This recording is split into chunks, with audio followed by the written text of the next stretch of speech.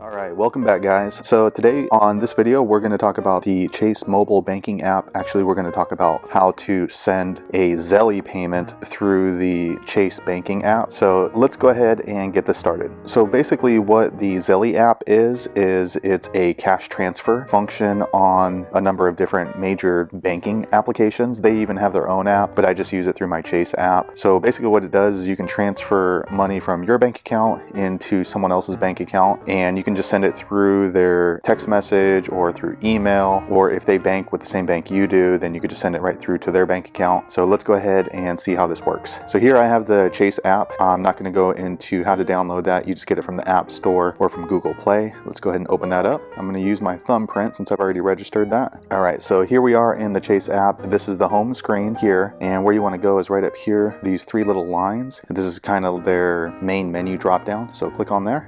All right, so we clicked in there, and then if you look down about 3 lines, it says QuickPay with Zelle. So go ahead and click there. Now you have the menu open for QuickPay with Zelle. A couple of different options. You can to-do list. I think that's if somebody sends you a request to pay them or to accept their payment. Let's go ahead and click in there. There's nothing in the to-do list here because no one sent me money, and I haven't sent any money recently that's pending. But if so, then it would be located in here, and it's going to tell you what you need to do to accept or to send the money. And you can initiate requests here and then initiate sending money here as well. Let's go back to the main menu. And then here is the most important part, send money. So you click there. Whoever your contacts are, they're going to show up in here, and these are going to be the recent contacts, people that you've recently sent money to, or the most recent transactions. And then down here, I'm not sure what these are, but these are somehow they gathered contacts. Maybe I gave them access to my phone book. But if you want to send money to someone, all you're going to do is click right here, and you can search by name, phone number, or email. And as long as you have one of those and it matches up with their banking information, then you can send them money. So if you find their name,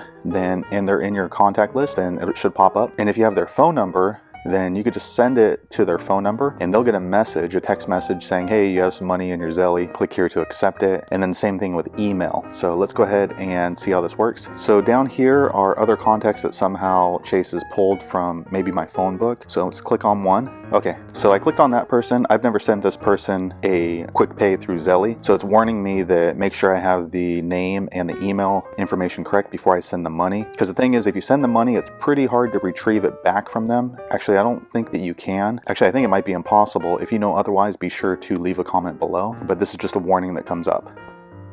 Okay.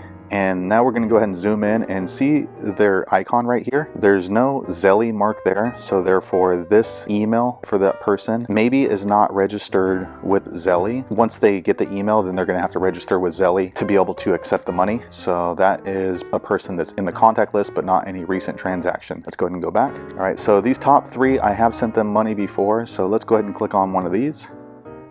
Alright, so we're going to go ahead and zoom in, and as you can see next to the letter T there is the Z for Zelle, and that means that person has already registered with Zelle to receive money. No matter who they bank with, it's just going to automatically go into whatever bank account that they registered with. So let's go ahead and send them a couple of bucks. So all you're going to do is just come right down here. It's asking how much you would like to send. So I'm going to go ahead and click $2, and then I'm going to click done.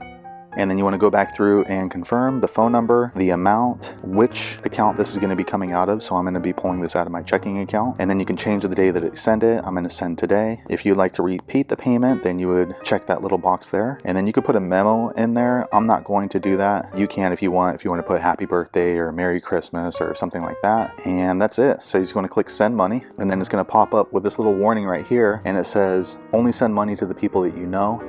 Once you send this payment, your recipient's bank will accept it automatically on the send on date, and you won't be able to cancel it. Do you still wish to send it? I know this person, and they don't bank with Chase. They actually bank with Wells Fargo. So when they registered with Zelle, they must have set it up to automatically accept any payments, but it'll automatically go to their bank, and it won't show up in my to-do list because it's automatically going to be withdrawn. So I'm gonna go and click send now.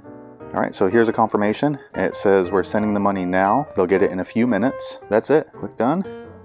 And it brings you back to your home screen. So each time I've sent a Zelle payment, it goes through immediately. actually. So it's probably already in their bank account right now, which is kind of cool, kind of convenient, and it's just a lot more convenient than writing them a check and mailing it, or going to the bank and depositing into their bank account. This way I can do it at home and it goes through immediately, and there's no fees. So as long as I'm sending it from my bank account to their bank account, then there's no transaction fee to send them money. So that's how you send money through Zelle, through the Chase bank account mobile app. Hopefully you found the video useful. Be sure to click the description below for more information, and thanks again for watching.